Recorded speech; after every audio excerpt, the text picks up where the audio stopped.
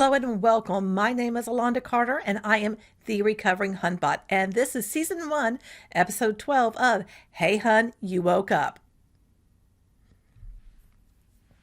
This podcast is brought to you on 10 different platforms, including Stitcher, Spotify, and iTunes. The video version is on YouTube. If you would like to support me as a content creator, the very best way you can do that is through my Patreon. There'll be a link to that in the description. There are 3 levels ranging from $1 to $10 a month, and literally any amount helps. And I wanted to give a shout out to my newest patrons. Joy Johnston comes in at the White Oak Bayou level. Thank you so much for your support. And welcome to Wendy Langley, who is at the Buffalo Bayou level. Thank you so much for choosing to support me. And if you happen to be listening to me on Anchor, you can donate there via listener support. Today's guest is my dear friend, Andrea. Now, she and I met back when we were both Beachbody Hunbots, and we were really doing all the Hun things. And Andrea has become one of my very best friends. I just love her to pieces. Andrea is now a social media whiz where she helps people leverage the power of social media in the right way. I will put a link to her Instagram in the description so you can follow her. Be sure and check her out. And now join me and welcome Andrea to the show. Hey, Andrea, thank you so much for joining me today. I really appreciate your time. And you know, you and I now have known each other a few years, and we first met each other when we were both Beachbody coaches, and we both had joined social team builders because that was geared at the time towards just Beachbody coaches. And we thought, this is the thing that's going to take me to where I need to be so I can have this massive success with Beachbody. And both of us found out otherwise. So go ahead and tell us a little bit. Let's just start talking about your personal experience as a Beachbody coach and the fantastic success you had. Oh my God, where do I even begin? Thank you so much for having me, by the way. This is awesome. I love you so much. You're like one of my favorite people in the world, and I'm so blessed that we've met. In Social Team Builder, we thought, all the Facebook ads is what we're gonna do the trick, and that didn't happen. Nothing against Facebook ads because they work, but clearly I don't know what was happening in that group. So after I had turned 40 in January of 2014, he's now 6. At the time was, I think, like 4 months old. He was born in October that year before. And I was looking to lose the baby weight and, kind of get over that whole, like, oh my God, I'm turning 40. Like, ooh. So I joined, when I first joined, and I want to preface this by saying, like, I hear so many horror stories about uplines. I will tell you right now, I did not have that experience. I had a really good one.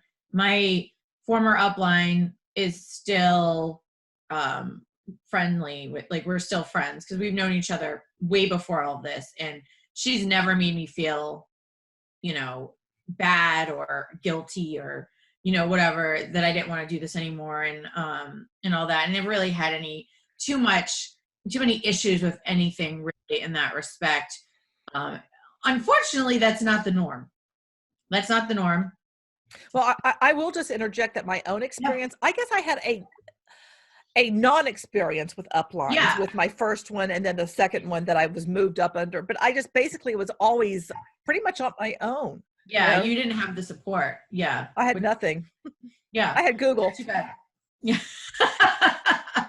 But like I said, unfortunately, that's not the norm. When, the majority of the people, they want to move on and do other things. It's like they are cut off. It's kind of like when you are in a cult and you want to leave and you're, disassociated from that, like the Scientologists, what they call them, you're a repressed person or something when you're not. So it's similar to that. But anyway, so I didn't thankfully have that experience, but I did, I got the program that came out. It was actually just coming out that year, the 21 Day Fix. It was like Right when I joined, right after I joined and I got that program is when it went on this big wait list because it was so popular. It was just coming out and everybody wanted it. And so What program was that? the 21-day fix. Okay. So, you know, that was kind of the novelty of that product. And that was, you know, people wanted like, oh my God, this is so great. And, you know, people started to really love doing it and they were seeing results. And so it was pretty easy for me at that time to succeed when I decided, hey, yeah, I'm going to do this business because, you know, I was just sharing, you know, talking about, you know, oh my God, I love this program that I'm doing and I'm losing the weight and blah, blah, blah. I was just like talking about it, you know, on Facebook, like I would, you know, with anything. And then when people wanted to kind of, well, I want that too. Like, can you hook me up? And, you know, that's kind of where it's like, I might as well get paid for that. Right. Like, why not? Well, let me ask you this, because I don't think I ever have, because the typical, and I went the atypical path, but the typical path for someone to become a Beachbody coach is to join someone's free group for whatever it is that they're offering, be it, you know, clean eating, be it coconut oil. It doesn't matter what it is, but so that person shows their value. And then for you to get into the paid group where you're doing the workouts and drinking Shakeology, and then for them to invite you to be a coach. Did you follow that path or did you have a different path? No, I didn't follow that path. So I went from, you know, buying the program and going into a challenge group and doing the program to doing the business. And now explain you know, what a challenge group is in case somebody sure. doesn't know what it is. Yeah, of course. So when you buy a workout nutrition program, they put you in a private Facebook group and it's supposed to, you know, hold you accountable. And, you know, there's a daily post and you kind of, okay, today's day, whatever. You're supposed to like cheer each other on. It kind of takes the place of, you know, being in a exercise class, right? Because you're not, this is all digital, right? So you have to have some kind of community to keep you accountable and, you know, supportive and, you know, nutrition tips and things like that. So, you know, that's kind of like the norm when you get a program. The coach puts you in a challenge or accountability group, whatever they're calling them.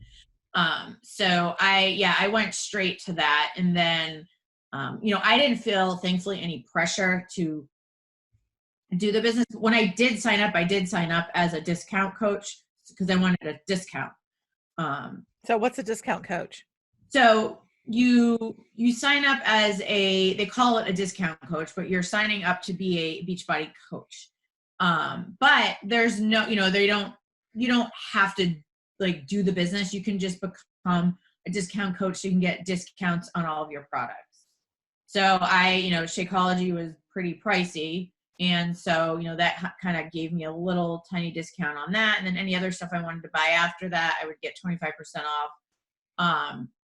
So initially I thought that was a great idea. And, you know, I wasn't, again, thinking about the business. And then when people started asking me about it, I thought, oh, you know, maybe I should. This is great. I'll get a little money and maybe I'll, you know, whatever, get paid, you know, pay for my shakes every month, whatever, right? I wasn't really thinking too much of it. And then when I started to see the success initially because of that program just coming out, I, you know, started to get more and more like, I was like all in. I'm like, okay, I really want to do this. This is something I can do. I can do it from home. I don't have to leave the house. You know, I can still watch, you know, my kids. And, you know, I had always wanted that. I always wanted to work from home and, you know, be my own boss and all that stuff. So the whole thing was super appealing to me. I mean, it was just like, oh, this is perfect. This is exactly what I'm supposed to be doing. And yeah, I would say the first year and a half was really successful. I'm not Successful how?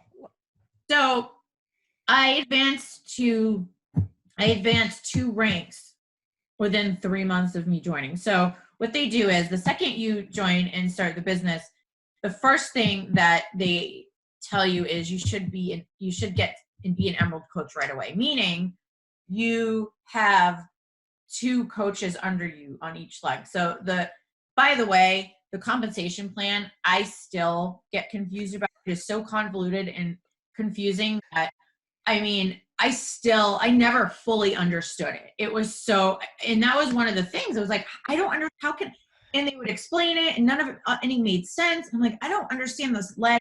So basically they call it a binary compensation plan. So you have a leg, a strong leg and a weak leg.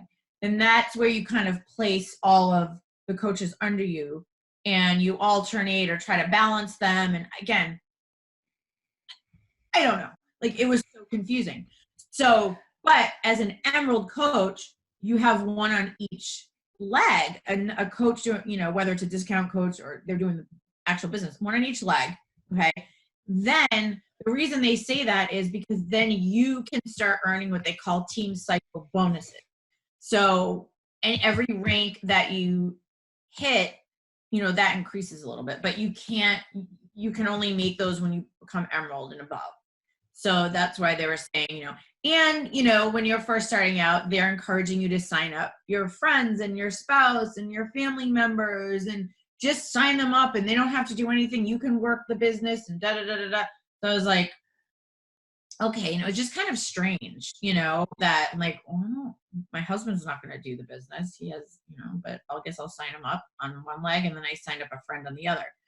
And, you know, and of course, you know, getting to Emerald, you know, of course it benefits you a little bit, but it benefits the downline. I mean, your upline, because the upline's looking, you know, as your downline moves in rank, you're moving in rank. So it's kind of like going up this way, right? It's coming from the bottom and going up, which I thought, you know, I think like regular business, it would go this way. Like the money's down here and it kind of goes this way. This way it seemed to go up. Yeah, you'd be right on that. And also I'd say it helps them because they're cycle bonuses. You're building volume for them with what you buy and with the people underneath you and the people underneath them, et cetera, et cetera, et cetera. So it all, and the cycle bonus translates into dollars, which you need 300 points. And as an Emerald coach, you get $14 for every 300 points. Yes. And I believe the highest is 18. So if you're a diamond or above, it's 18 for every time you're 300. Yeah. So that was in like February I started. So by May I was diamond. And so I was like, oh my God, this is so fun. Like that wasn't, you know, I didn't think it was easy, but it certainly wasn't. I'm like, oh, I could do this. Like this is, you know, and I had this thing in my head, like, oh, I'll just keep advancing. Like I'll just find more people and do. And so and then I quickly found out that it wasn't easy because I never got further than that. And, but so the more that you build, you're helping your upline build. So, you know, not that, again, I didn't really have that pressure from mine, but the mindset is, you know, now that I was a coach and I was doing the business, you know, I was being taught, you know, get them to Emerald and then get them to Diamond and, you know, it was like everything to benefit me. And of course, at the time I was like, yeah, exactly. Like, I love that. Like, yeah, I want it to benefit me. And I wasn't really thinking, you know, that there's anything wrong with any of this. Like, I just, you know, and I went to my first, so every year they do a summit, the convention. And so I went to that, the first one there in Vegas in 2014 as a diamond. And it was like, oh my God, this is amazing. You know, like, cause I thought, oh, I succeeded in what I wanted to do. And, you know, I'm here and, you know, they give you the recognition and they, you know, I mean, diamond isn't anything like, I mean, it's special, if you will, but it's not like, you know, you don't get like, you know, all those accolades that the higher up people do, but you still get recognized in some way. It's just to make you feel better so you can keep doing it, you know? But then, you know, it went well for a while, but like I said, I never went further than that. And the funny thing is, over the next couple of years, I was working more. I was working 80 something hours a week. I was doing like all of the trainings. Like anytime there's a training that I thought could help me, you know, get to whether, they call elite rank or premier rank. And I still don't understand what those are. Can you even believe that? Or, further diet. Well, yeah, you can. So I would do it. I'd be like, all right, I'm doing this training. Oh, I'm doing this training. Oh, yep. I'm going to do this. I'm going to do everything. Whatever they tell me to do, I'm going to do it. You want me to add 10 friends a day? I'm going to add 10 friends a day on Facebook. And no matter how much I hated doing that. And this was back in the day when that was still kind of acceptable. Like, you would never do that now. Well, people unfortunately still do that now, but I was just doing whatever I needed to do, and I wasn't seeing any success or any more success. Like, all that stuff I did, all the work I did wasn't really to produce anything more. And I was like, what's happening? Why? It's interesting that you say all of that, because not too long ago, I don't know if I would say it was really a reaction to a Power Hour team call, or if it was more of me breaking it down. And I did that. I did a video on that. And I also took and I think they call it something else now, something that has to do with Success Club, but basically the business activity tracker. And I broke it down, and all of that, when I started really looking at it, and I was floored. I realized, oh my God, this one little sheet of paper that tells you all the things to do, it all fits the BITE model. And if you're not familiar with the BITE model, that's Stephen Hassan, and it stands for behavior control, information control, thought control, and emotional control.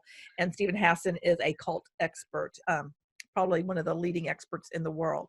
But I found that to be just like, holy crap. And then I just started thinking about it. It's like, all of that stuff, going to all those trainings, adding all the friends, all the things that we were told to do, that sure keeps you busy. That sure keeps you from really looking at what's actually happening when you're involved in this type of, quote, business. Yeah. Yeah. No, you're right. And it was, it was like kind of like a distraction. Mm-hmm. So, I didn't know, I didn't realize, I didn't see any of the bad stuff.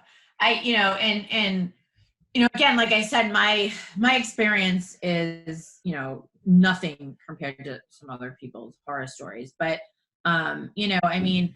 what happened a couple years later was a big, like, revelation for me. So summer of 2017, I was sitting at the 4th summit, in New Orleans, at that same rank that I was at the very first one, knowing how much work and time and energy and money I put in to trying to grow this business, and nothing was working. Like, and it was funny because I think we've talked about this, and I would tell even my upline, joking around, like, I feel like I'm missing something. Like, I always felt like I'm doing all the things, but there's something I'm missing here that I can't seem to figure out, because I was seeing people who started after me, like, going right up.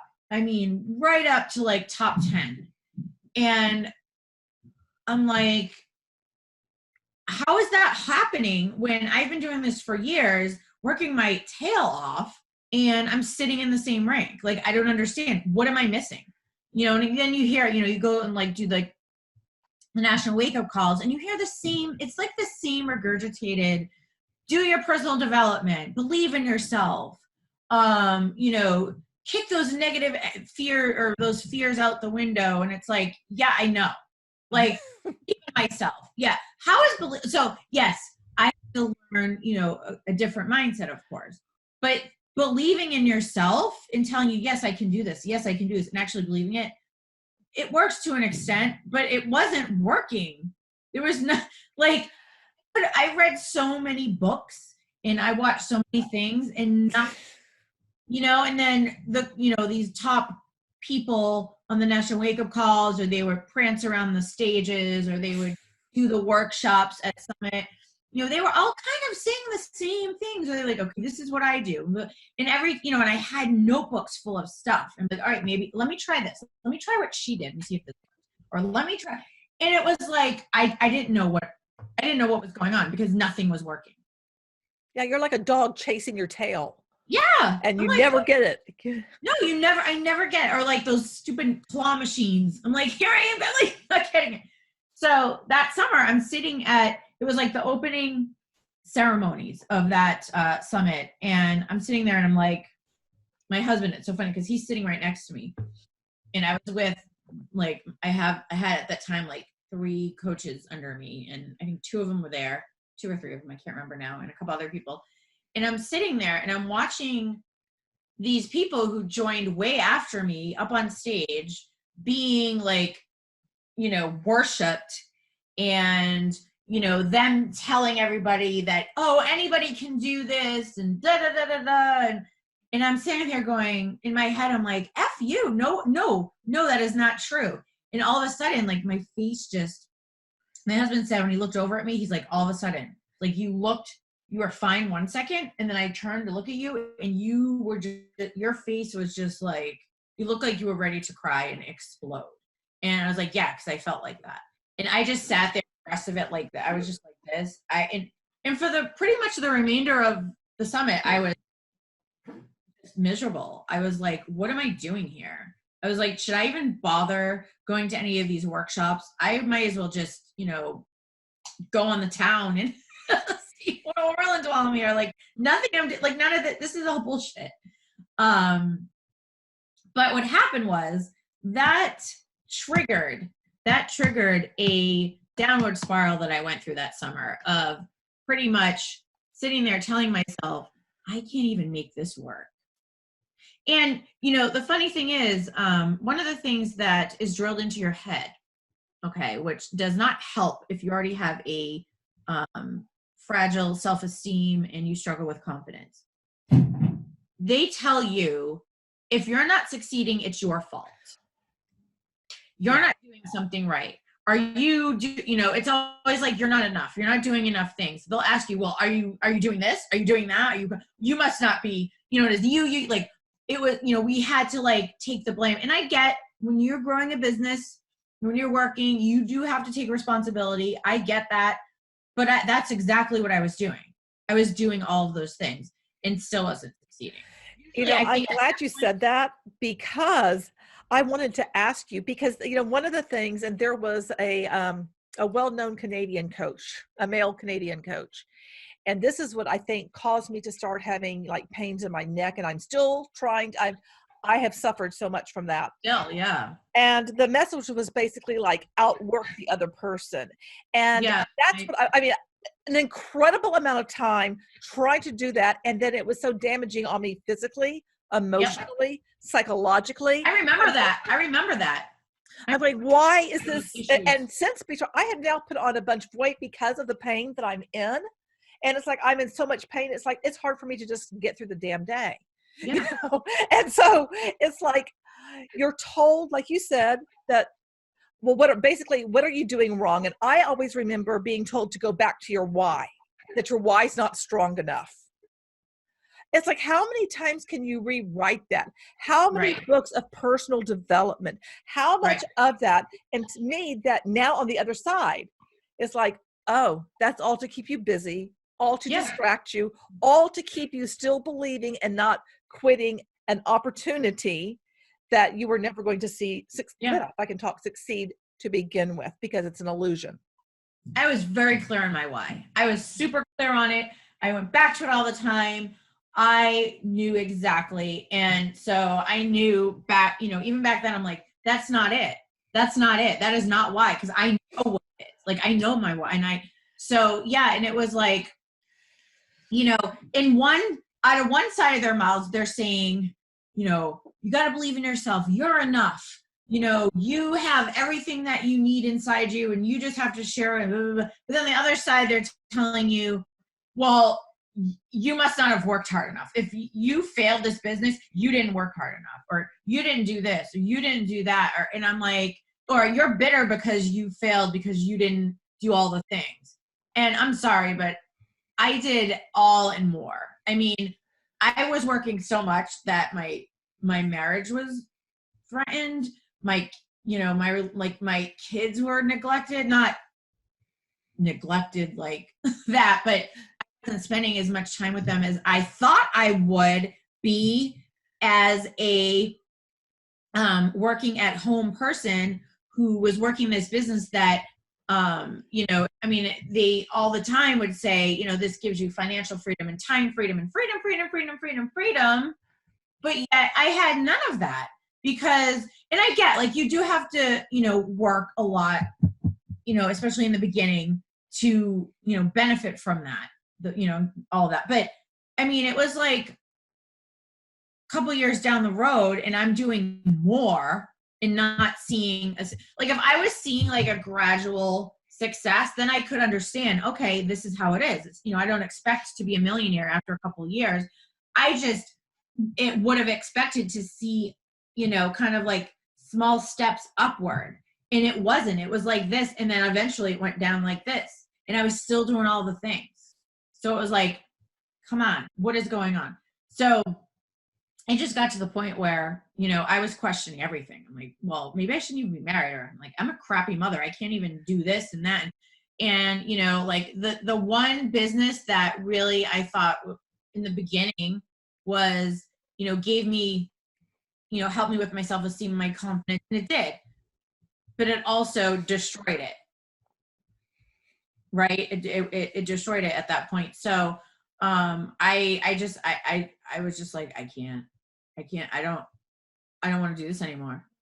And, you know, thankfully, you know, I will tell you, you know, one of the good things about being in that business was it taught me a lot about social media. So, and when my husband and other friends of mine are saying, that's what you should be doing, and so that's kind of where I got into that. I was like, you know what? You're right.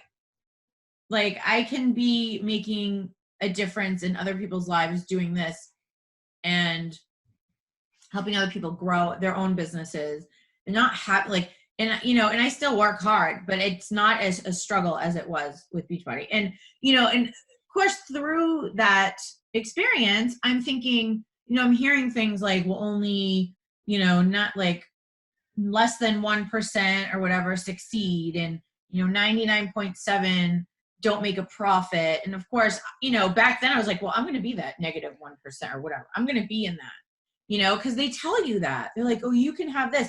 And it's funny, they, you know, they prance around like the top people and, you know, tell you you could have this. And it's like, no, you can't. Not everybody can. It's pretty impossible. And, you know, unless you cheat your way up to the top, which was happening and still is happening. You know, I'm not going to mention names, but I know for a fact there's a couple of, well, a lot of them buy their Instagram followers and likes. Now, a lot of them, I don't say a lot, but some of them right now are getting their accounts deactivated because of that. Because their Instagram accounts? Yep. And oh, too bad. So sad. You know, there's a part of me that does, there is really a part of me that feels bad for them. And the reason I feel bad for them is that because I know that they have been indoctrinated and gone through, you know, a personality transformation because of the cultic tactics that, you know, they endured. And they are now doing some really horrible things, all because of MLM. It's you know, like if they were just regular people that we just met, they probably wouldn't be like that, but it's because of MLM. They start doing some really, you know, I would say unscrupulous type things. Yep. And, you know, the problem always goes, all roads point back to the business. Yeah. Yeah. You know, I mean, you know, they were getting, you know, they get desperate. They're trying to, you know, reach a certain rank. So they're going to do whatever they can. You know, they cheat their way. They, you know, bribe, like, okay, whoever, you know, like they sign up fake people or they sign up friends of theirs. And I don't know, I think you did a video on one of them a while back about kind of like what one of them did to, you know, get to a certain rank, you know, like whoever signs up gets like, you know, a gift certificate or something, or they bribe or they pay, you know, I'll sign you up and I'll pay for your stuff or whatever. Right. It's just things like that. You did a video on that. I don't know all the I details. did a video of someone getting to 15-star diamond. Yes, That, yes. yeah. So you have, the company prancing these people around telling you that you can do this, but they're failing to let you know how they got there. Whether you're cheating your way to the top or you come into the company with a following already, like, I don't know, maybe you're a backup dancer for Britney Spears, or you used to model and you had a following, or you were in beauty pageants and you had a following, or maybe like your sister is one of the master trainers, like, your sister was probably the creator of Twin Day Fix, I'm just saying, and or your sister created Pio and you're getting up there. Like, come on, I'm sorry, but you can't tell me you can't tell me that this company or that business, right? And at least in this business, when people come in and they tell you everybody is on the same level playing field, everybody starts and they have equal, it's a lie. Yeah, I can't speak today, but you have chance of success, right? No, you don't. No, you don't. You either get in early, very early, and you make all this money and you create this huge downline where now you don't even have to do anything because all of those people are making you money and you just sit pretty with your house renovation in Florida. I'm not mentioning who that is, but I'm sure you can guess. And, not really doing much. Certainly not helping their downline, right, Alonda? So, I mean, it's ridiculous. And then, and then you have these people, saying, oh, but, you can have this too. And you just have to work really hard and da, da, da, da. No. I came in, nobody knew, I didn't tell people I did this. And yes, you did. And even if you didn't, people knew. Like, you can't tell me that if your sister is one of the a creator of one of the programs that people aren't going to want to join your team. Yeah. If you get in early enough where you have like the number one team, that gives you an advantage because everyone wants to join that team. They want to be on that team. So, that made me think of something. Last week, I interviewed my friend Heather. She's a wine broker here in Houston. And, her friends, they are also wine brokers. They're in wine sales and stuff. Well, she knows a bunch of them are doing road and fields. They've been in sales for like 20 years. So you think they don't have like, a huge network of people? And that's the thing is that, if you come into this business and you already have been in sales, or you have you were, I don't know, maybe an actress in Mexico, or maybe you were a lingerie model, or maybe you were married to a professional baseball player. I mean, all of those things do come into play. I mean, they can't not, they can't not. And to say that you and me, we have the same chance as someone like that, is absolutely insane. Yeah, it absolutely is complete BS because, we worked so hard and didn't see anything close to that kind of success. And, and it's funny when you look at these top people, they all have not similar, but you look and you say, okay, there's something there that helped them get there, right? There are a few, like the top one, I don't think she really was anything before that, but she maybe had like a network or something, but she started, well, the top one, she's not top anymore, but she started, way down and she's not top anymore. The one that's top now, I honestly have no idea. Well, I know there's one that was no idea sales. And if you're I know there was one, and you're going to know who I'm talking about. She was in pharmaceutical sales, and so she's written a lot about Shakeology. If you were in pharmaceutical sales, you know how to sell, and you're telling us, but you don't need to sell. You're just sharing. Yeah. That's a bunch of hooey. It's like, are you kidding me? Are That you was one of the kidding things, me? like, I'm not a salesperson, and it's funny, like because, they give you all these, these scripts and these little things that you can tell people. And one of them was, if somebody were to say, I'm not a salesperson, you're supposed to tell them, good, because you don't have to be. Or, oh, I'm not either. I'm not either. Or I'm an introvert. Or what was the other one? I don't know. Like, and then there's the whole guilt about, like we were told, not, they didn't come out and say make people feel guilty, but it was like, if people were complaining about the cost of Shakeology, which by the way is pretty expensive, if people, so one of the things that pharmaceutical rep would tell people is, if you're getting, and she wasn't the only one, by the way, if you're getting pushback from the cost of Shakeology, then there's something you're not doing, or you're not or you don't believe that it's worth the money. And of course I'm sitting there going, I think, back then, I think it's worth the money, but I don't, maybe deep down, I just didn't think that. But like, there was nothing else like I was doing to warrant that. And yet, well, I never get a price objections. They like brag about that. And I'm thinking, well, then tell me what's your secret. Like, tell me what you're doing that you're not getting price objections. And of course they could never come up with, anything tangible. That's why I kept saying, I feel like I'm missing something. Yeah. Yeah. You get to run around and you would get, generic, vague explanations. And there was no step by step, do this, do that. And, what does that tell you? Of course they're not going to reveal the fact that they have advantages and that's why they got to where they are. And they're not going to reveal the fact that you actually are their customer. Oh yeah, that's another thing. They're not going to say that.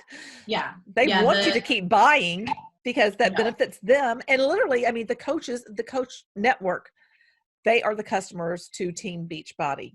It's not like people are running around all over the place. Can't wait to get a Beachbody product. Nobody except for the coach network gives a flying monkey's butt about it. And that's funny that you should mention that, Alonda, because, I look at the summit and I look at even the supposedly earned trips, and they're on your own dime. Yeah. So the earned trips, I'm sure there's a small percentage that would go on the Success Club trips, without having to pay for anything. But you have to at least put down a deposit, a non-refundable deposit, if you get qualified for these trips. So I was qualified for a trip years ago. It was I don't remember, cruise or something. And I was like, oh, great, this is awesome. I get a free trip, whatever. I worked hard. This is awesome. And of course, as I was learning more about it, not so much, because not only did I need to put a deposit of, I don't even remember what it was. It was like $300-400 deposit down, or non-refundable or something. I don't know. I can't remember the exact amount. You can find it on Beachbody's website because they have all the terms and conditions about the trip. Then I also realized through that I only earned a spot. I only earned like the privilege of attending this trip. I still had to fork over like $1,200 to go on this earned trip. So I didn't go. I'm like, and it's like, you look at the documentation on that and it tells you, how much rooms are and all this stuff. I'm like, if this is a trip, why would there be prices? Like what my husband does, he actually gets free trips for his sales team. And we don't see prices of anything. They just send you the agenda, you sign up, you pick your activity, you pick, all these cool things that you want to do. They book your hotel, your flight, all the food's included, everything is paid for, unless you go and like do extra things and go shopping and things like that. But other than that, we never had to put a deposit. Everything was paid for. An earned trip from, the evil corporate America. So then that's just like my husband when he goes to different vineyards. I mean, he stays at the vineyards. Granted, we will, we pay for his flight and his rental car, but when he goes there, because they want him getting that wine for the restaurant where he works at. Yeah. Everything is, taken care of. He is not laying out a dime for that. They are taking care of him, and they Yeah. want him to be there. And it's a perk of the job. It's like, because most people don't get to just come and go and do what he does. It's Right. based on what his, position is in the wine world of what he does. I mean, other people who are in the wine world can do that too, but it's not like, just like you and your husband, you couldn't go and do like the things that he does. Right. Sort of a thing. But yeah, I mean, absolutely 10,000% what you're saying, in the corporate world, if you get a trip, that trip is paid for. I've gone on trips before. They paid for my flight. They paid for my hotel. They paid for my meals. They paid for everything. MLM, not the case. No. And, and it's funny because even trainings, like, okay, so Summit is like the big event of the year that they pretty much are in your face about the whole year that you should go, like, you have to go, your business will explode. Oh my God. You must not be committed. You must not really think, you must not be too serious about your business if you don't want to go. You need to go no matter what. If you're in labor, but like, they don't care. They want you there. Like, people brag about bringing like their 2-month-old babies and like breastfeeding them. Not that there's anything wrong with breastfeeding. I'm not saying that. I'm just saying they're feeding them during the workshops, and they can't, it's like, you can't even enjoy, being a mom with a newborn because you're like pretty much guilted and forced into going on these stupid trips that, by the way, you have to pay for. Usually in business, when the company, sends you on a trip to learn to, move your career forward, it's usually paid for. Right. But not with Summit. You have to pay for it. And, and of course, like, the higher ranks get to choose everything first, and, they get the best of the best. And then by the time they get to us peons, we kind of get the scraps of whatever's left, like the rooms. I'll never forget, like, every time we had to book hotel rooms, how stressful it was, because by then there was usually nothing left that was under $500. Wow. Yeah. And what always really chapped my butt was the fact that Shakeology was there, but you had to pay. You had to pay for it.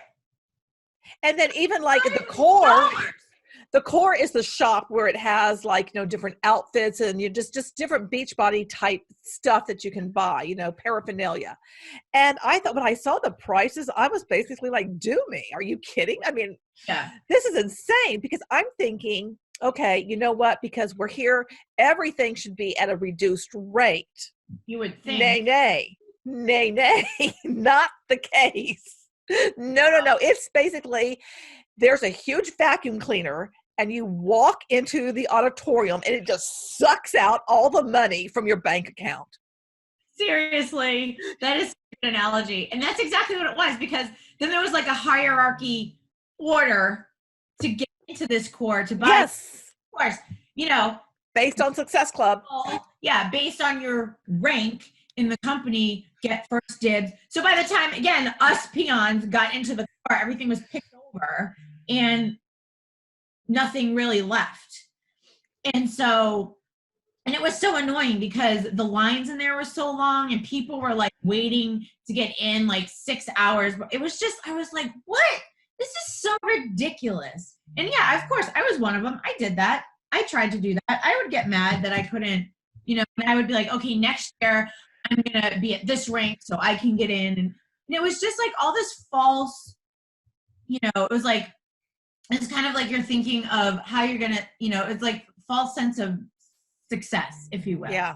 If I really wanted to succeed because I want to succeed, or because I want all the pomp and circumstance that comes along with it. Well, I realized that's what I wanted. I wanted the attention. I wanted to be on that stage. I wanted to be recognized. I wanted, I wanted to walk around with the lanyard with like the 600 different, like, what are they called? The ribbons, it looked like ribbons and things you had on your lanyard, the more important you were, and it was like all of this like surface level stuff that, obviously, and they prance that around you. The top 10 trips to like, the south of France or Bora Bora, and, all the glamorous, like I remember one at the time, or one of the top she was a top coach. I think you know who I'm talking about, Alonda, years ago. And, you know, she was bragging, although she says that she doesn't brag, but she literally does. She was bragging on Facebook about going to the corporate office in California and getting an all expenses paid limo driven day on Rodeo, complete with like purses and watches, or I don't remember what it was. And I was like, these are the types of things that are thrown in your face and made to think that that could be you someday. And for the majority of us, it's not going to happen. It's not.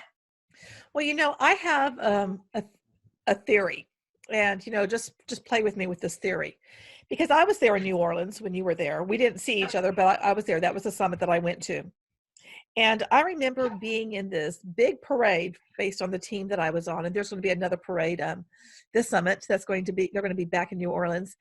And there was like a little get together, only if you were at a particular place within Success Club, and, you know, you had at least, you know, the rank of Emerald, and I never could get past that, let alone hold it. But anyway, went to this little affair, and it was, you know, like, it was great food and it was great drinks and everything. But I have a feeling that the coach who hosted all of that didn't really pay for it. I think corporate did. I think corporate does those things to make it look like, look, you can have all of this type stuff, because I really believe, and, you know, this is based on like Robert Fitzpatrick's research, stuff from Dr. John Taylor, that they're not having the success that they put out there on social media that we think they're having. It's all fake. It's all smoke and mirrors, so that you think that's what it is. But I think it's really something else. And probably for corporate, doing all of that would be a write-off for them anyway. So that's just what my theory is. Yeah. And, you know, and that actually makes a lot of sense. So I will say, you know, if you're succeeding and you're doing great in your business and your company, yes, I definitely feel it's important to be recognized and celebrated. I don't think there's anything wrong with that. I think you should be. But just the way it's gone about in there is really suspect. And yes, absolutely. I will tell you that a lot of these people, what they show on social media is an emphasized version of what is really happening. I don't know any other type of business where you would post like a picture of your paycheck and just blurring out the amount and saying, your company pay you every week? Or some of them like, well, does your company pay every 3 hours? It's like, who cares? I mean, if I broke it down, yeah, I get the paycheck every 2 weeks or once a month or however you do it. But if I broke it down, I do get paid weekly. You know what I mean? Like, it's just, and it was just stuff like that. And like, you know, some of the things that I've seen and heard, you know, again, I'm not going to mention names, but proof that I've seen that these people are saying that they're making all this money, and then the numbers just don't seem to match. The income disclosures don't match. You know, they're blowing this out of proportion. And not only that, but one of the things I find hilarious that a lot of them do, and I used to do it, is they kind of, in a way, embellish their little sob story. So we all have like a story of how we got to where we are and this and that. And, you know, obviously it's very motivational to hear that. But, you know, I've heard from other coaches when they're giving advice on this kind of topic, I've heard straight from their mouths to say, to tell people to play it up a little bit. Play that up a little bit, you know, because I never had like I wasn't never like a bankrupt whatever, and I didn't have all this stuff happening to me. I just wanted to lose weight. You know, I didn't have a sob story. And, you know, it was like, well, you know, play up what you do have, or play up what, you know, talk about your struggle, you know, turning 40 and this and that, and really like play that up. Okay. That's kind of odd. So I did. I thought, okay, because I was trying to do everything I was supposed to be doing. So that was one of them. But, you know, And it's funny because some of these people who do that, like their stories change a little bit. It's like, well, but yeah, I thought you were a broke bartender. I thought, wait a minute, the last time you told this story, you weren't married. Now there's just like inconsistent. And these are like, I'm just making these up because again, I don't want to give people's names away, or if I say what it is, people might know who I'm talking about. But I'm making up those examples. But there's a lot of inconsistencies with people's stories. And eventually, if you're lying about that, there's going to be inconsistencies. People are going to start to catch on and be like, wait a minute, didn't you in that other post say that, so it's just, it's really upsetting because, I didn't want to make anything up. I mean, again, my upline never told me to do that. This was trainings I was in with other teams and other people way up here who were telling us things. Well, that's interesting because I think that, and I'm never going to say his name right, but the book is Influence, A Psychology of Persuasion by Robert Cialdini. I don't know. Can you see that? I need to bring it up. Yeah, I can't see the last name, but yeah. Anyway, this book, and I need to get more into that because it's all about the psychology of persuasion, which is used both in marketing, definitely used in MLM. And one of the things that I've been noticing when I do some of the deep dives that I do, because the person who heads the MLM, they always have some sort of story that tugs at the heartstrings. Now, I have not seen that from Carl Deichler, who is, head honcho of Beachbody. But I mean, I have seen that time and time again when I look into these different MLMs. The one that I did on the funeral insurance MLM, that person definitely had a rags to riches. Wait, there's a funeral insurance MLM? Yes, there is. Yes, multi-sure. It's in South Africa. Yeah. Did not know that. Now you know it, as there is a sanitary napkin MLM. I mean, it's just literally, I found one that's on diapers. I mean, you think of it, it's out there. It is just bizarre. But my point is that when I start looking at these people, it's like I see that same kind of thing like you're talking about from the coaches it's like, and I'm going, I can't validate this anywhere else. This is the only place that I see it. So how do I know this is even real? I'm finding it difficult to just accept it because it just comes out of their mouth.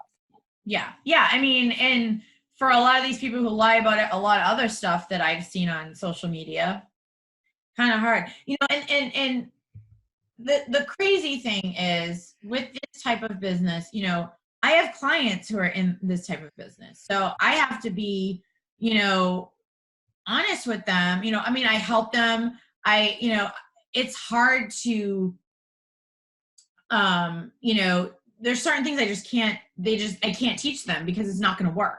So, whatever I'm doing, I'm just teaching them the right way to present themselves on social media. I'm teaching them the right way to brand themselves. So they're not really, associated with the company, like, on their and things like that. And, kind of encouraging them to, play up their skills and their, things that they love to do and love to talk about, and kind of put those on the front end and kind of keep the other stuff, and because I'm not going to sit there and tell them, you shouldn't do this, because a lot of them love to do it. And it's not my job to tell them no, but tell them, you shouldn't do this. But, I am, I just want them to learn the proper way to use social media, to be yourself. And, one of the things that I see a lot happening that I used to do, and I'm telling my clients not to do this, in that type of business, you're told to document every single waking moment. Yeah. And I used to do that. And that's one of the reasons that I missed out on stuff and I wasn't present, because I was literally watching my children grow up through my phone. Because it wears you out. Yeah. And so, and I still see people doing that on a daily basis. They're literally every single waking moment, they're in bed in the hospital just about to give birth, and they're posting about how they just sign up a new person, or, they're posting pictures of themselves in the NICU with their twin babies, those poor things, and they're sitting on a chair in the NICU with their laptop, and they're talking about how they're on team calls. And I'm just like, but I thought you have this life where you have the freedom to be present with your kids, and here you are doing all of these things where it looks the opposite. And if you're trying to attract people to want to work with you or to grow your team, and they see you sitting in the NICU with your computer on your lap with one of your babies in your arms, and you're conducting a team call, you're on a team call, whatever, that's not a selling point. It seems a little bit exhausting, but the thing is when I was in it, I know when you were in it, all of those things seemed normal. It did. That was like, okay, that's just what you do. You don't realize it when you're doing it, that it's horrifying to other people, because you've already surrounded yourself with like-minded people. Right. The yes people. The people are going to tell you. Yeah. And you're all doing the things that you're told, and you have no idea, because it's keeping you active within that bubble. And it's not allowing you to have critical thinking skills. Your critical thinking skills actually have been shut down, and you cannot see that your behavior is deplorable because you're blinded by the MLM glasses that you're wearing. Yeah. And that's exactly it. And it's like, and it's funny because I don't want to blame, I don't like to blame. I feel like like you said, like they're victims too. Like they're caught up in this, and they're brainwashed into thinking that, this is what you should be doing. And it's like, and like, I know there's one coach, one of them who buys a lot of her likes and followers and stuff. And she's like constantly, posting like these strange, videos of herself dancing like half naked and things like that. And I'm thinking, and she has 2 boys, and I'm thinking, what if when your sons grow up and they see this, like, don't you, it's just, I don't know. It's just, I don't think you can be successful in anything without having to be like glued to social media on your phone. And that's coming from somebody who does social media for a living. Because I can tell you, on the weekends, I don't even want to look. Like I use it for my business, but lately I've been, doing a little bit of it less, because it can get too much. It can become toxic. And I don't feel like I need to be on it all the time, even though I do that for a living. Because that's why I do it for a living. But, when I work with clients, I tell them, like, don't feel like, I know maybe your upline's telling you this, don't feel like you have to do that. Part of it, I kind of like teach them the opposite of what they're You're like the anti-upline. Yeah, like if your upline is telling you to add 2 friends or 10 friends every day, don't do that. Don't do that. Now you're going to ruin your entire presence on Facebook, and the algorithm is going to be all screwed up. If they're telling you to post all these spammy products and promote and this and that, don't do that. Don't do that. It just doesn't, it's just, because I don't think a lot of these companies realize, what Facebook especially is not willing to tolerate anymore. I think all they care about is wanting their people to make the money, and they don't care. And you're not going to succeed if you're one of those types of people that are just throwing. Well, I think that goes back to the people who don't have the following that come into this type of business, because I can remember having that desperate feeling of like, I've got to do X, Y, and Z because that's how I'm going to become popular and be seen. And you know what's so interesting, and sorry, my bra is like bothering me. It's okay. Kind of comical too, is that so much of what I learned when I was a Beachbody coach, and none of that stuff worked. But now that I'm doing YouTube, it's like, okay, well, all of that works, but it works when somebody actually wants to hear what you have to say. Yes. Nobody wanted to hear me talk about Beachbody. No, they did not want any kind of conversation about that. But, now people just find me, because I talked to a reporter a couple of weeks ago, and they're like, so what are you doing to grow? And I'm like, it's all natural and organic. I don't really, I'm not doing, anything, you know what I mean? It's like, I'm not trying to force it. When I was a Beachbody coach, oh my God. I mean, I was running around all over the place and just wearing myself out, trying to somehow, get stuff in a way that people would see me, and I wasn't seen. Yeah. No, that's exactly it, because I know for a fact when I was, I would get blocked, I would get hidden, I would get unfriended. I look back at, some of cause I'm still cleaning up my friends list from way back then. And so I'll look and see, okay, when was the last time I had a conversation and messenger with this person? And I'd look it up, and it would be like all of these messages that were unanswered that I sent. Hey girl, just checking in. Hey girl, just wanted to know. Hey, and it was like, oh my God, and it was like, I was horrible. But again, that's what we were taught to do. Yeah. And the desperation and these girls and some men too, it's drilled in their head. You have to do this. You have to film yourself from the NICU. You have to, keep working up until the end. You absolutely should be working your business while you're on vacation. It's like, but I thought a vacation, I'm confused now. I thought I was supposed to. Well, I keep thinking it must really, there must be so much that sucks being at the top. And I'm going back a few years to 2017 when a lot of Beachbody coaches were leaving to go to direct sellers. Oh, yes, I remember that. You remember that. And I can remember that year, the top coach, so you know who I'm talking about, she came on social media and talked about why people were leaving. And it was just all this smoke and mirrors about getting people to stay within Beachbody. Yeah. But, once you are one of these top earners, so to speak, you now become a spokesperson for the company. Yeah. You now have to put out the fires that come up. That becomes your responsibility because they're not doing it. Nope. It becomes pressure. Yeah. And that pressure to stay there and to sustain all of that house of cards. And it's just, it's because you're going to have people leave. People are, it's a rotating, a revolving door.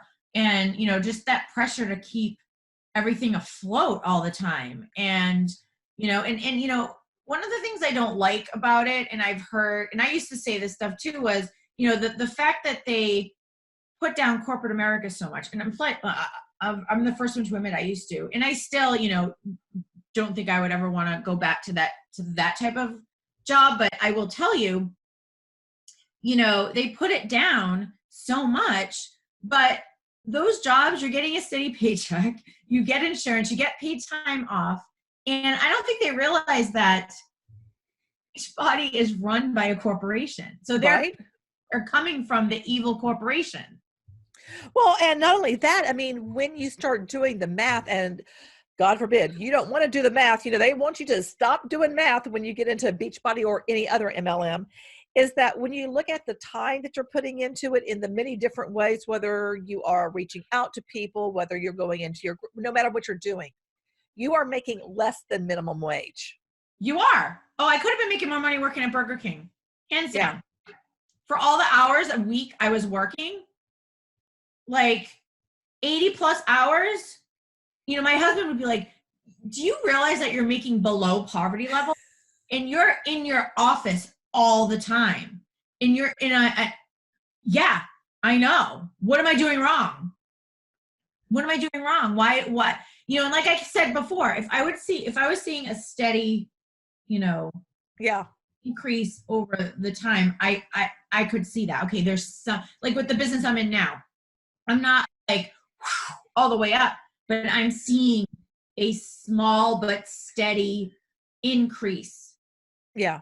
And that, and that is proof that the work I'm doing, and I'm working hard, and it's paying off and it's working. The other thing wasn't, and I was actually working a lot more doing that and wasn't even remotely seeing it. And I was actually losing money. Money. Oh yeah, me too. And you know what? I really just want to slap someone if they say, oh, well, you just didn't work hard enough. Yeah, I hear that all the time. It's like, no, those are fighting words. Yeah. that makes me so mad, that high and mighty. Well, you just not about, you'd be working hard enough. And Well, I get that in my comments on my YouTube videos that I can tell these are like low level type, they're Huns that they believe the thing right now because they believe the thing like I once believed the thing, and it just comes from, and it's the same thing I would have said to someone, I mean, I said those exact same things. Yeah. And I would say that, I'm like, I wouldn't say it in a mean way, but I would be like, this is, you're 100% responsible for your success and in this business, and it's always like in this business. Yeah. But it and it was funny because, when I was a coach and I had people, I had coaches under me, and here I am, they're struggling. And that was hard for me to help them succeed because I was struggling too. And I understood the issues that they were facing, like the crickets they would hear from their posts and things. And they weren't, I understood all that, and I saw, and I knew, I'm like, it's hard. And I was going through that too. And it was like, how can I help them be successful when I can't? Right. And it was just, so, and even to this day, I'm like, yeah, I get it. Like, I get it. When I hear my clients say, they're struggling, I'm like, I get it. I understand. So here's what you do instead, but it was really, really frustrating. And I felt really bad. Well, I think of you because you were trying to go back to diamond, because I know you fell off of that rank and you didn't maintain that, just like I did in my lousy little emerald. But about 74% of the people in the network don't even make it to like the first rank of emerald. So, I mean, at least I did that, or whatever that is. But the way that I think about it now, and I may have said this to you, I may not have, but there'll probably be people listening that has not heard me say this, so I'm going to say it again, is I think of, in multi-level marketing, it's like playing Jenga. You're looking to build your tower, but as you're building your tower, there's pieces that are coming out. So now you're trying to shove another piece in. It's like you're always trying to keep it, going.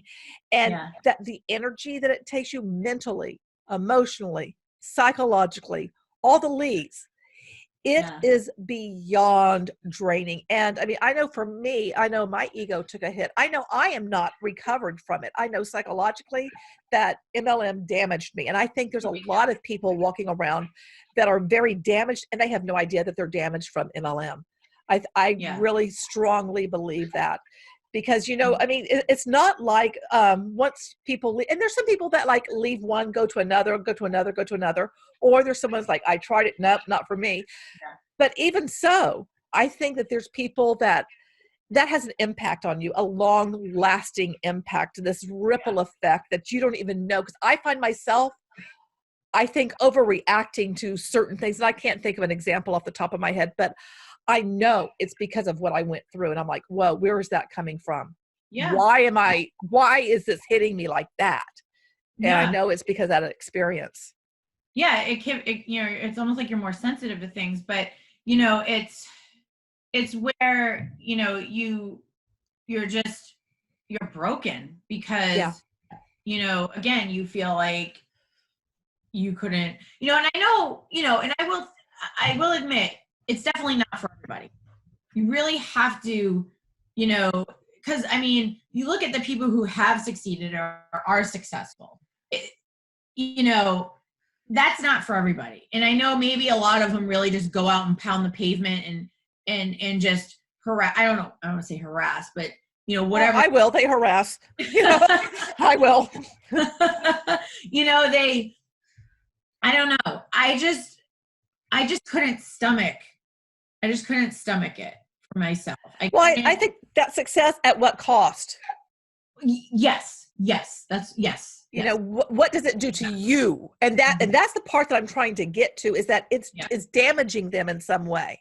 It is. And it's ruining, almost ruined my marriage. It ruins people's relationships with, and like, I don't know. I just feel that my own, and again, I want to speak from my own experience. I can't speak for anybody else's, but it definitely put me in a dark place for a while. And I'm still, like you, trying to come out of that. I still question, what I do. And, I'm kind of always looking behind my back and go, okay, did I do that right? Or, I understand like I'm responsible for my success, but it's a very different way of doing it than what I was before.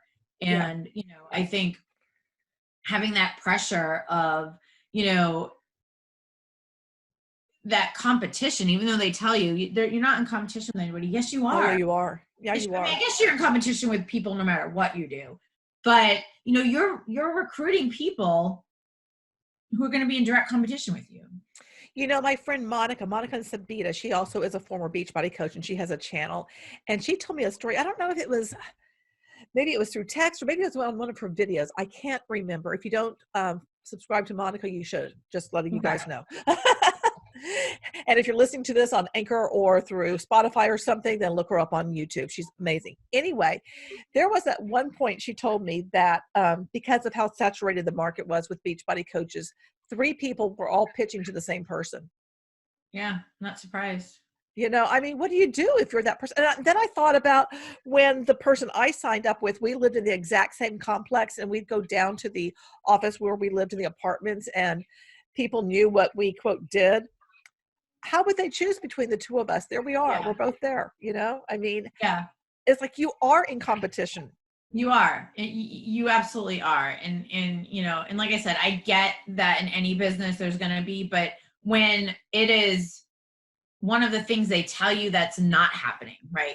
You're not in, they're like, okay, with this type of business, you don't have to worry about market oversaturation. You don't have to worry about being in competition with, yes, you do. Yes, you do. You don't have to worry, everybody starts at the same thing and they can all have the best chance, the same chance of success. No, you can't, it's just, it's highly impossible. And, maybe just find your tribe, Andrea, just find your tribe. I mean, maybe there's still that missing piece that I'll never find out what it was that I just couldn't make it work. But I mean, I'm not the only one. I hear it daily. Yeah. From people with the same exact struggles and the same exact problems, and feeling as if they're spinning their wheels, and then they are. And it's just, it's unfortunate. I don't, and excuse me. I just, I see it all the time. I see on social media all the time, what people are doing. And, I know their intentions obviously are good. They want to make money. They want, they want a life of freedom and financial freedom. And, they want all the things, right? They want all that stuff. I mean, and the thing that kills me more than anything, I think, is, you go into that type of business, you go in Beachbody, and, even though, you might say, well, it's a pyramid scheme. And they're going to say, oh, but those are illegal. Yeah. We've got a product. Right. It doesn't matter if you have a product.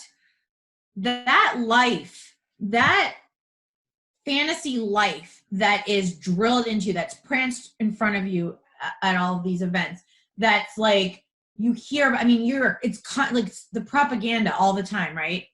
That life that they're telling you that's achievable, right, is only achievable through recruiting for a team. You can't make that level, at least in Beachbody, that level of income that they're telling people, the million club, the 6-figure, whatever, just by selling the products. Well, number one, nobody really wants the products outside of the network for any multi-level marketing company. I mean, that's the number one problem right there. Nobody wants a product. There's not a run for the products. Number two, you only can sell those products if you do, like you said, recruit people. And it depends on endless chain recruitment. And then, of course, once you recruit someone in, then they are going to consume the products. It's the self-consumption of the products, but still getting you to believe that somehow other people would want to buy them. And there's several different things that I've seen either stories told to me or whatever, of people who they just wanted to sell the products, and then they realized there was no way they could really get anywhere with only selling the products. Yeah. It's impossible. Yeah. I mean, if that's all, if I was just able to do that, I probably would have stayed longer. I probably would have been fine. Cause I mean, the people who, at least the people that I met and talked to, they liked the workout programs. Some of them, not a lot of them liked the Shakeology. That was a very hard sell, but they liked the workout program, and that was fine.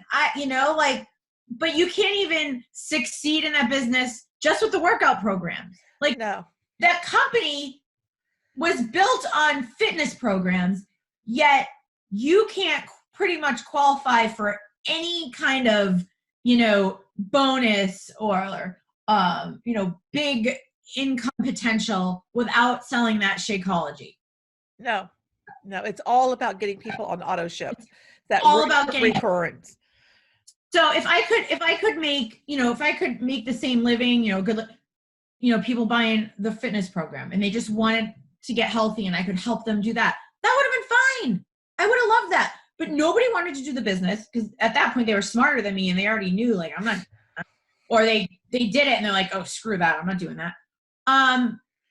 Either I could, or like I said, very little liked the shakes. They couldn't afford the shakes. I can't believe that I paid for that stinking shake for as long as I did. And I mean, after I lost my job and everything and didn't have that income, I mean, it was a financial struggle. And yet still for several years, I did whatever I could and I bought that stinking shake. Well, they tell you, put it on a credit card. They basically are telling you to go in debt because, they're saying, oh, well, you must not think you're worth $140 a month. Yeah. Or, you've got to be a product of the product. So-and-so had $5 in her bank account. Oh my God. And it's like, I could never tell somebody to look into going into debt. Yeah, I couldn't either. Because I wanted to rank up. And that's, that was just, I did not like that when I would hear people say that. And then they would guilt you, oh, well, you don't think you're worth 140 or, maybe instead of, we were always told, maybe instead of going to Starbucks, don't go to Starbucks. You don't need your Starbucks. Go buy your shake. It's much more healthier. Or they'd be like, oh, you get your nails done, you get your hair done, but you're not going to go. They use gaslighting on you. Are you kidding me? First of all, the biggest one that I thought was very interesting was how they compare it to a value meal at McDonald's. So here we are. Shakeology, what? Breaks down to what? Like 4 something a serving? Something like that, yeah. Okay. The average value meal at McDonald's or whatever is what? $5-6. So it's a little bit more than the shake. So they're saying, oh, but you can spend X, Y, and Z on that. Just buy the shakes and you're going to be spending less a meal because it's only 4 something a serving per 6 something a serving. And I'm thinking, yeah, only if the person is having a value meal every single day. Right. Are not very many. I mean, maybe there are people out there who eat it every day, but the average person, at least my clients, were not eating that every day. They weren't even drinking Starbucks like that every day. So that's such a bad comparison. But you don't realize it's a bad comparison at the time. No, I didn't at the time. You have no idea because you're doing all the things that you're told. And I said, doing everything I thought I needed to do, and none of it friggin' worked. And my best friend was Google. I still have so many stinking Google Docs of stuff that I found because I was going to find the way to unlock this nut. That doesn't even make sense.